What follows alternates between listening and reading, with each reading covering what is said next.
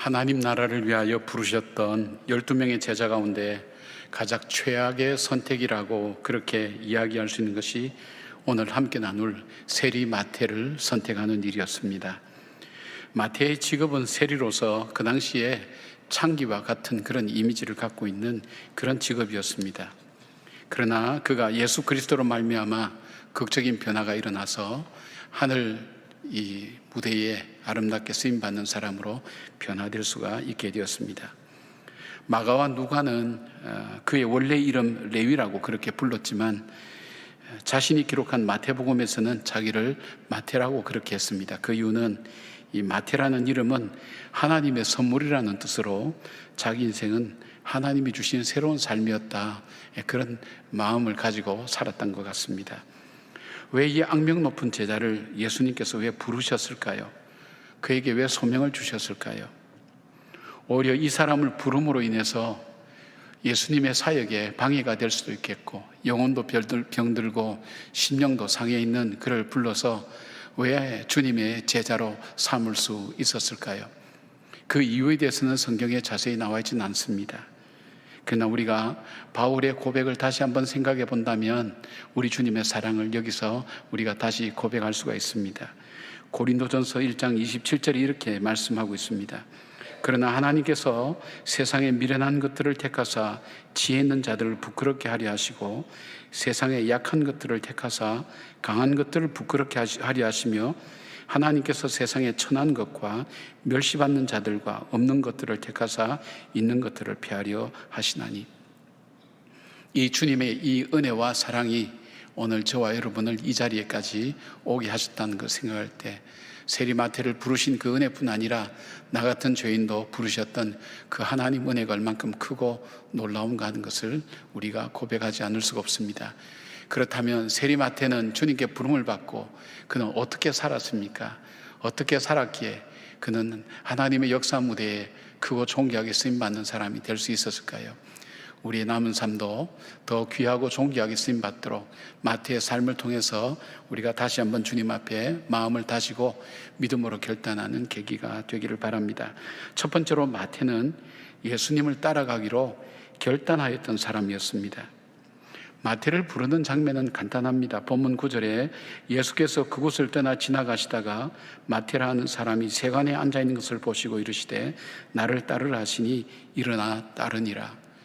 그 이유와 그 내용과 그 과정에 대한 설명은 없이 그냥 예수님께서 따르라고 하시니 이 세리마태가 예수님을 따랐다고 그렇게 말씀하고 있습니다.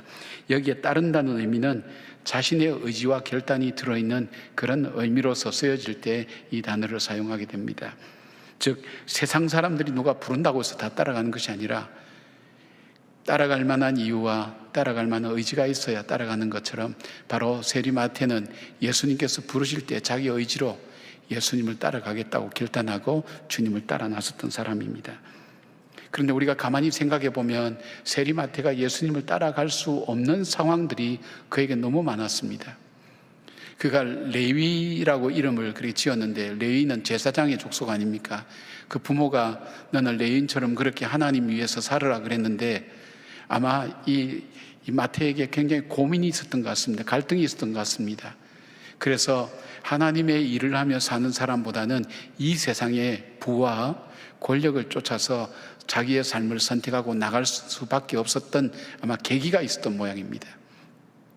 어떤 일을 결정하게 될 때, 자기 진로를 선택할 때 얼마나 많은 고민을 하고 그 진로가 세상에 많은 사람들이 창기와 같이 보잘것없고 정말 가치 없는 존재로 그렇게 볼 때에 누가 그 길을 쉽게 선택하겠습니까? 회당 출입도 못했고 성전 예배와 희생제사도 받아들여지지 않았고 법정에서 증언한 것을 증거로 채택하지 않는 증오와 불신의 직업이 바로 이 세리였기 때문입니다. 그럼에도 불구하고 그가 세리라는 직업을 택하였을 때는 아무도 꺾을 수 없었던 자기 나름대로의 결심이 있었는데 이 결심이 주님을 따라가는데 얼마나 방해가 되었을까 하는 생각을 해봅니다. 또 하나 그에게 있어서 따라가지 못할 또 하나 이유를 찾아볼 수 있다면 세리로서 누리는 혜택이었습니다. 빈궁한 나라에서, 가난한 나라에서 그래도 풍요를 누릴 수 있는 것이 바로 이 세리의 직업이었습니다. 자기뿐 아니라 가족들까지도 함께 풍요로움을 누리게 만드는 바로 그 일이 세리의 직업이었는데, 이 직업을 그만두고 떠난다는 것은 쉬운 결정은 아닙니다. 그리고 고기 잡는 어부들처럼 하다 안 되면 고기 잡으러 오지, 이런 것이 아니라 이 자리는 떠나면 다시 돌아올 수 없는 자리이기 때문에 주님을 따라 나선다는 것은 쉬운 문제가 아니었을 것입니다. 아마 그 중에서도 가장 힘든 것이 이것이 아니겠습니까? 내가 예수님을 따라갈 때 뭔가 유익이 되고 도움이 돼야 되는데, 지금 내가 세리라는 이 직업은 예수님에게 오히려 누를 끼치는 직업이고, 예수님을 따라가 봐야 자기가 할 수 있는 것이 아무것도 없다는 것, 나는 따라가도 할 수 있는 것이 아무것도 소용이 없다고 생각할 때, 자기가 가치가 없다는 것을 느꼈을 때만큼 쉽게 따라가게 될까요? 그럼에도 불구하고 이 세리 마태는 예수님을 따라 나섰습니다. 그 이유에 대해서는 성경에 자세히 설명하지는 않습니다. 그러나 앞뒤에 있는 내용으로 볼 때에 아마 앞에 중풍병자가 그 중풍병이 낫고, 그리고 그 사람 죄가 사함을 받는다는 어떤 그런 내용들이 자기 귀에 들려지고, 또 자기와 함께한 친구들이 예수 그리스도께서 메시아라는 그런 소식들이 그의 마음을 아마 조금씩 아마 두들겼던 것 같습니다. 그럴 때 예수님께서 부를 때 그가 선뜻 나설 수가 있게 되었던 것입니다. 더 이상 그는 이렇게 살아서는 안 되겠다는 생각을 하고 있던 차에 아마 예수님을 부르시지 않았나 하는 생각을 하게 됩니다. 밭에 보물을 발견한 농부가 자기의 모든 것을 팔아서 그 밭을 사는 것과 같이 어떤 다른 이유보다도 비교될 수 없는 예수 그리스도를 따르는 것이 참으로 가치 있고, 그 메시아를 따르는 것이 복되는 것이라는 것을 알기 때문에 선택하고 살았던 것 같습니다. 저희 어머님은 독실한 불교 신자였습니다. 저도 어릴 때 눈을 뜨면 절에서 눈을 뜨는 기억들이 몇 번 있습니다. 정말 불공을 열심히 드렸습니다. 그 이유는 저 때문이었습니다. 제가 자주 죽으니까 이 아들 살리겠다고 절에 가서 불공을 열심히 드렸습니다. 그런데 그래도 자주 죽고 하니까 이 불공 들여도 소용없다고 생각하면서 좌절하고 있을 때에 저희 마침 이모부님이 딱 집안에서 한 분이 믿는 분이었습니다.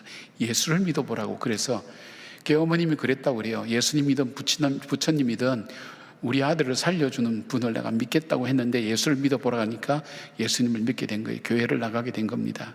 처음 신앙생활을 하게 됐죠.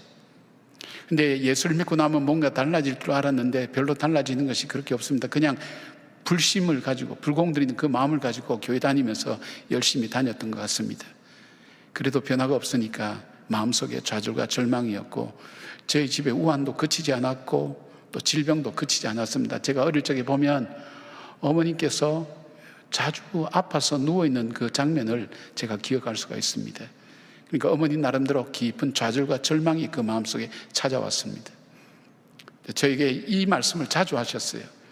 근데 어느 날 우리 신앙적으로 얘기하면 입신 상태를 얘기하고, 다른 말로 하면 꿈이라고 얘기할 수 있죠. 들어가는데 양손에 자녀를 붙들고 하늘로 올라가더랍니다. 날아가는데 지평선처럼 이렇게 된 곳에, 그곳에 가서는 이제는 나도 할 수 없구나 하면서 손을 탁 놓고 혼자 그 선을 넘어갔는데, 넘어가는 순간에 세상에서 지금까지 느껴보지 못했던 평안함과 안식과, 그리고 뭔가 알 수 없는 묘한 그 감동이 마음속에 밀려오면서 그 길을 계속 갔다는 거예요. 가다가 돌아왔다는 거예요. 어머니가 깨어나서 한 1, 2주간은 삶의 의욕이 전혀 없더랍니다. 거기 그대로 갔으면 좋았을 것을, 삶의 의욕이 전혀 없고 살 수 있는 생각도 하지 못하고, 근데 일주일, 2주일쯤 지나면서 조금씩 살아야 되겠다는 마음을 조금씩 갖게 되었습니다. 그걸 하나님이 주셨다고 어머니는 그렇게 표현했습니다. 그러면서 저에게 종종 하셨던 말씀이, 형준아, 위로 하나님께서 주시지 아니하면 우리가 가질 수 있는 것이 아무것도 없다. 하나님께서 주셔야 된다. 그 말씀을 종종 하셨어요. 또 신앙생활을 할 때, 저도 신학교 다니고 할 때도 어려울 때 보면 위로 하나님께서 허락하지 않으면 우리는 가질 수가 없다. 그 말씀하면서 그때부터 어머니에게 어떤 계기가 된 것 같아요. 기도하기 시작하셨어요. 기도 참 열심히 하셨어요. 밤에 철야하시고 산기도 다니시고 기도 열심히 하셨어요. 그리고 나누는 삶을 참 많이 사셨어요. 저희 식구끼리 밥을 먹어본 적이 없습니다. 누가 와도 꼭 가난한 전도사님들이 와도 같이 식사를 나누고 같이 그렇게 지냈습니다.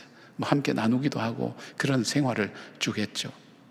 그러면서 교회를 개척하게 되었고 또 교회 열심히 섬기게 되었고, 어머니는 거기에서 어떤 계기가 된 것 같아요. 어떤 결단의 계기, 예수님을 따라가겠다는 그 결단의 계기가 되었는데, 근데 지나고 보니까 하나님께서는 어머니는 그 결심하고 따라갔는데 그 어머니의 기도처럼 어쩌면 제가 참 이 귀한 동안교회를 계속 섬길 수 있는 그 기회가 주어진 것도, 우리 아버님이 당대에 정말 이 예수 믿을 수 없는 사람이 예수 믿고 장로가 된 것도, 또 자녀들이 목사가 된 것도 결코 우연한 일이 아니라 하나님께서 저희 어머니의 기도를 들으시고 그 삶을 보시고 축복하신 것이 아닌가. 아마 세리마태가 예수님을 따라 나섰을 뿐인데 예수님은 그의 삶을 존귀하게 만드시고 복 주신 것처럼 그런 삶을 산 것이 아니겠는가 하는 생각을 해봅니다.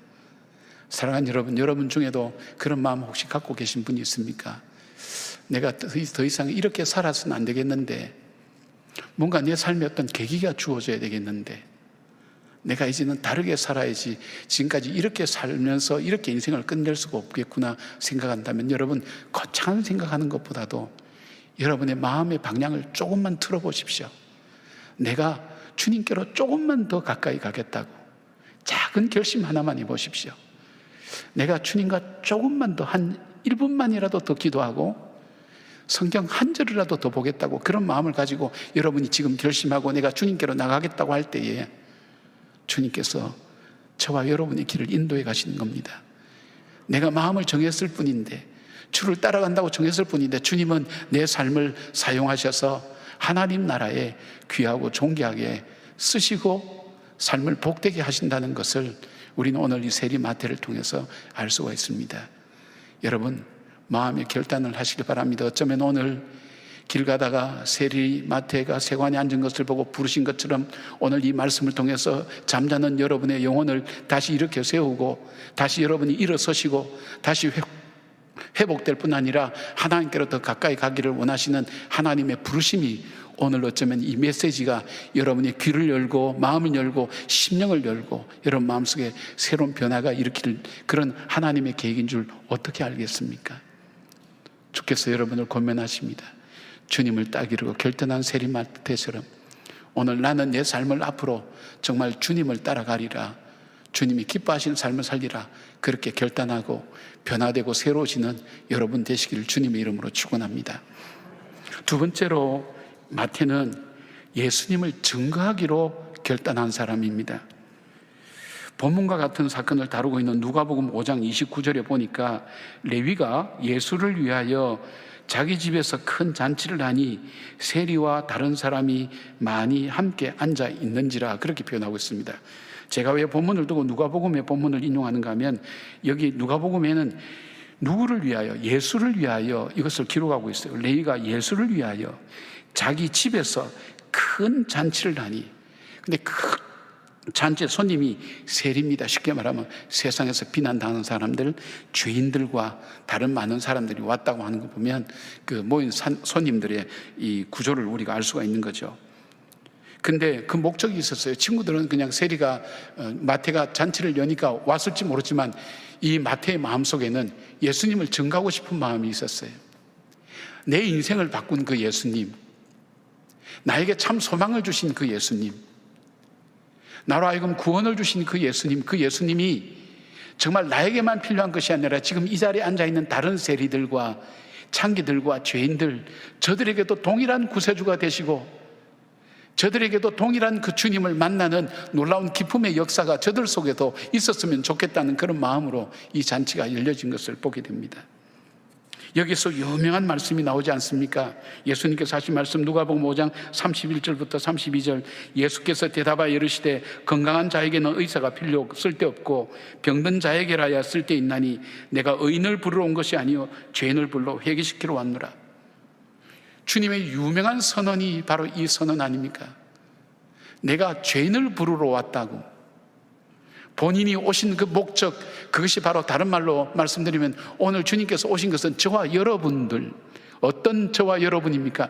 죄인으로서 희망이 없고 소망이 없고 영원한 형벌만이 기다릴 수밖에 없는, 그리고 새 생명의 길을 알지도 못하는 나를 위하여 주님께서 오셨다는 그 놀라운 위대한 선언을 바로 이 세리 마태의 집에서 주님이 선포하신 겁니다. 믿어지십니까? 믿어지는 믿음 있기를 주의 이름으로 축원합니다. 이 레슬리 풀린 목사님은 이 잔치의 의미를 세 가지로 그렇게 표현을 했습니다. 먼저 축하의 의미가 있다는 것입니다. 이 잔치는 새로운 삶의 출발로 이전에 불행하고 어려웠던 과거는 지나가고 예수 그리스도와 함께 영적인 신부가 되어서 주님과 결혼해서 새로운 생활, 새로운 삶이 이제 시작된다는 그 축하와 축복의 개념이 바로 이 잔치 속에 들어있다는 것입니다. 죄에서 자유함을 얻는 그런 자유로움에 대한 축복의 이 잔치가 바로 이 잔치의 의미라는 겁니다. 두 번째로는 작별의 의미가 있다는 것입니다. 이 잔치에는 자기가 보아처럼 생각했던 모든 것 다 버리고 이제는 그리스도를 따라 나가고 그 하나님 나라를 위해서 살겠다는 그 작별의 의미가 있습니다. 우리나라에도 초창기에 김익두 목사님, 유명한 깡패죠. 그가 예수를 믿고 난 다음에 부고장을 다 돌렸다고 하지 않습니까? 김익두는 죽었다고 부고장 다 돌렸다고 하지 않습니까? 우리 교회 장로님 중에서도 예수 믿고 은혜 받고 부고장을 다 돌린 분도 있습니다. 나는 이전에 그런 사람이 아니다, 이제는 예수님의 사람이라는 그런 의미를 가지고 이 부고장을 돌린 겁니다. 이 이별의 의미를 담고 있습니다. 그리고 또 하나, 세 번째는 증언의 의미가 있다는 것입니다.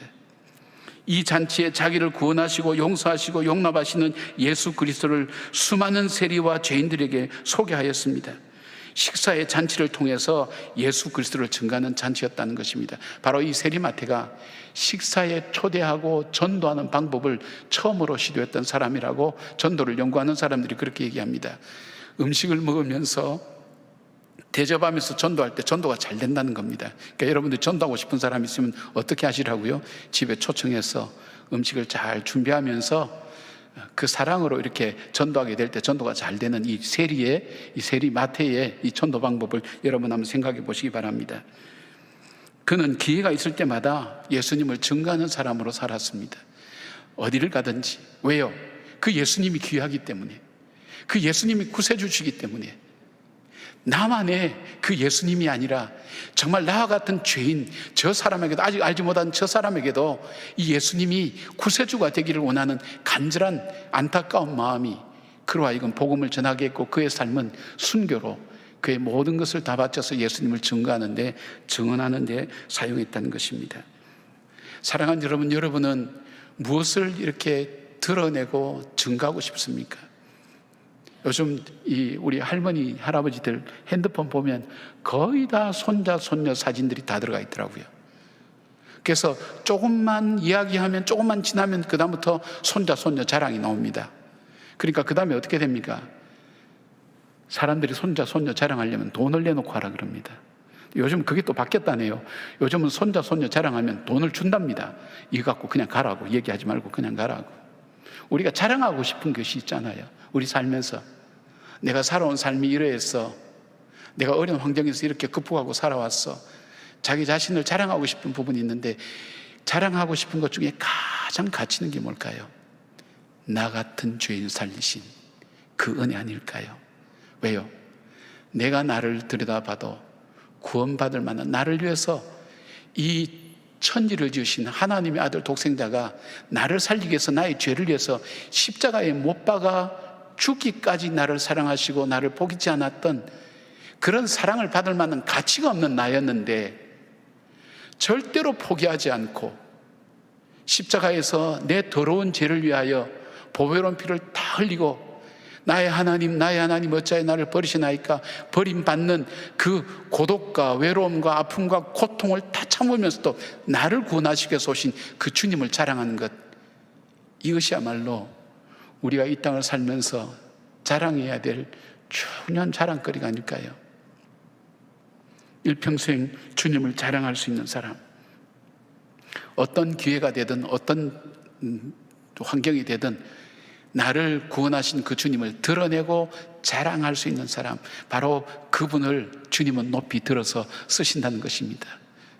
바로 이 요셉이 주님과 동행하며 어디 가든지 주님을 드러냅니다. 꿈에서 갈 때도 계속 주님을 드러냅니다. 주님은 그런 요셉을 들어서 계속 세워나가시고 높여주시고 귀하게 여기시고 복 주시는 것을 보게 됩니다.